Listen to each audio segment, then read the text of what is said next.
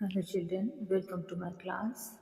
This is chapter 1, How the Camel Got His Hump, from It So Happened book. Okay, so listen to me, open your book.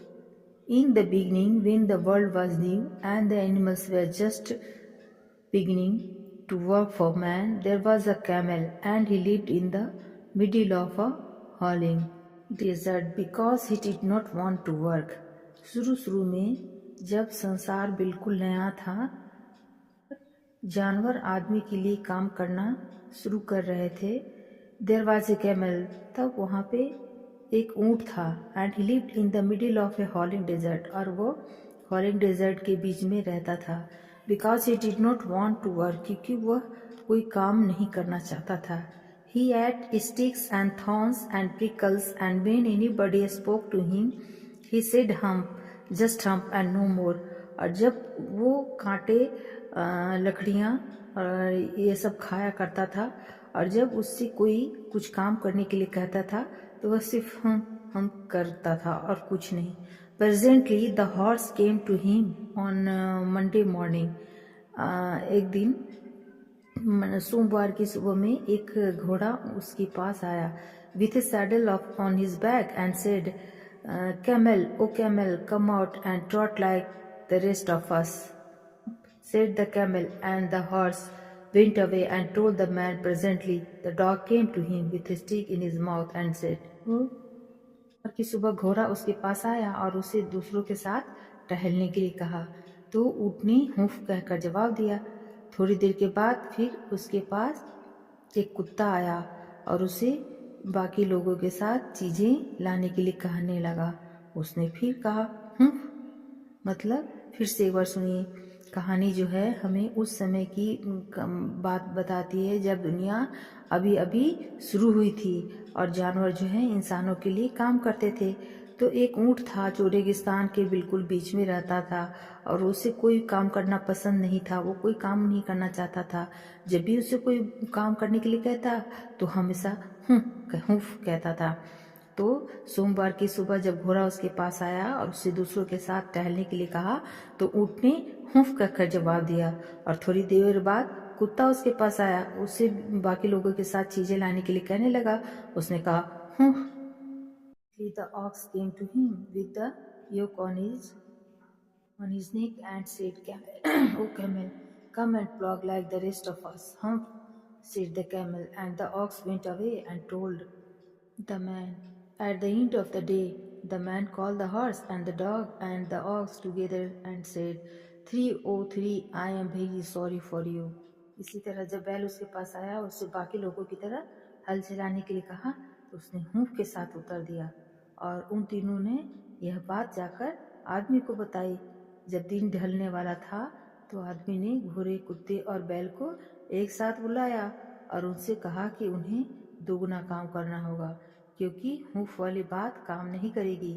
इसकी कुछ ही बात सभी जंगलों के gene आ गए और तीनों के गुस्से का कारण पूछा. So I am going to leave him alone and you must work double time to make for it. तो उसको मैं अकेले छोड़ दूंगा और तुम लोग छोड़े जा रहा हूँ और तुम लोग जो है वो डबल काम करोगे. That made the three very angry. इसकी वजह से तीनों जो हैं वो बहुत गुस्सा गए. And they held a panchayat, और उन्होंने एक पंचायत बैठाया. On the edge of the desert,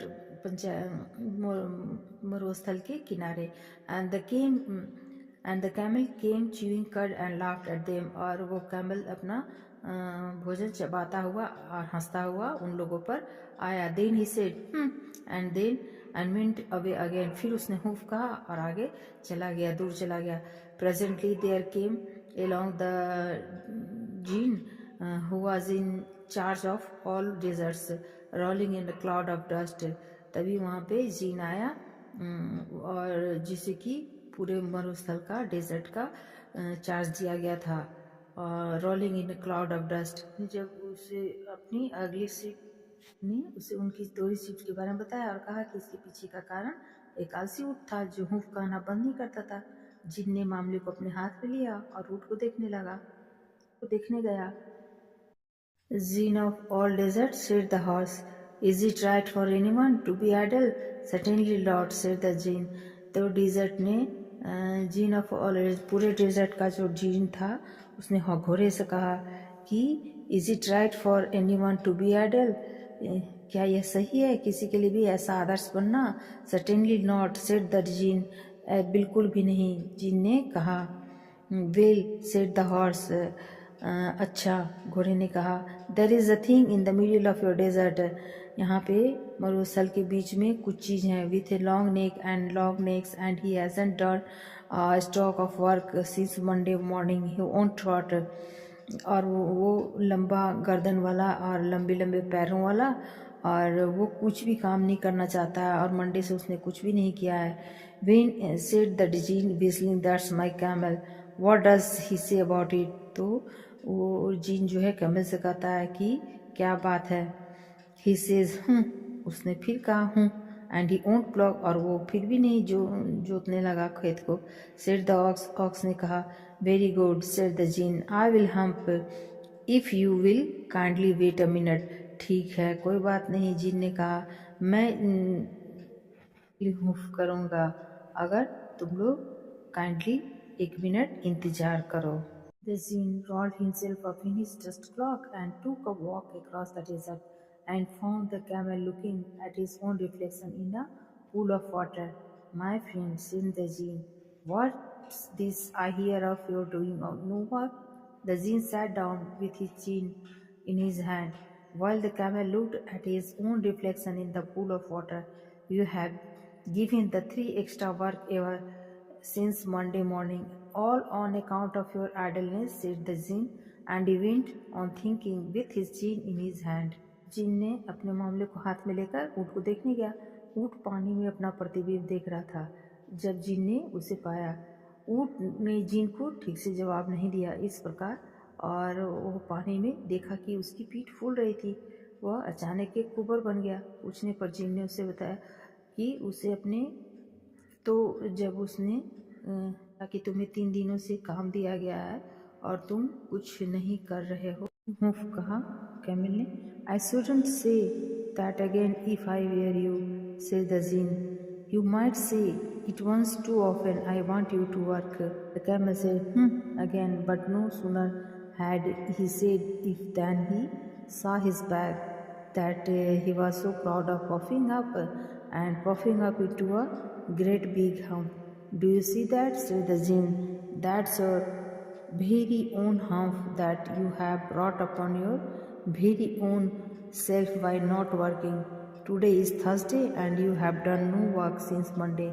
When the work began, now you are going to work. जिन ने देखा कि उसकी पीठ जो है फूल रही थी और अचानक एक कुबर बन गया। पूछने पर जिन ने उसे बताया कि उसने अपने कार्यों के परिणाम स्वरूप यह कुबर खुद लाया है, अब उसे काम करना चाहिए। ऊँट इस बात को फिर से सुनिए।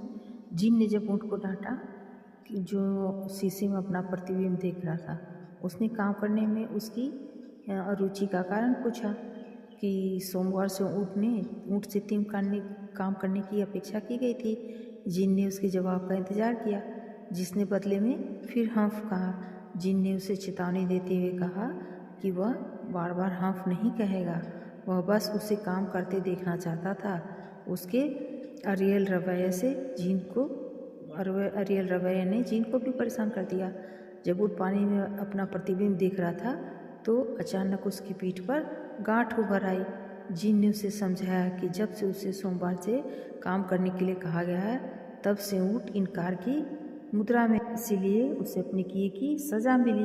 ऊँट यह देखकर हैरान हो गया कि उसने पूछा कि मैं अपनी पीठ पर इस कुबर के साथ कैसे काम कर सकता हूँ। जिन ने कहा कि वह बिना कुछ खाए पिए अपना काम पूरा कर सकता है, और जिन ने भी यह कहा कि वह ऊँट का पक्षधर है और अब उसे तीनों में शामिल हो जाना चाहिए। उसने सही तरीके से व्यवहार करने की चेतावनी दी। हालांकि वह अभी भी शुरुआती 3 दिनों को नहीं पकड़ पाया है जो उसने दुनिया की शुरुआत में खो दिए थे। वर्तमान में उसका कुबर उसकी पिछली गलती का दंड है।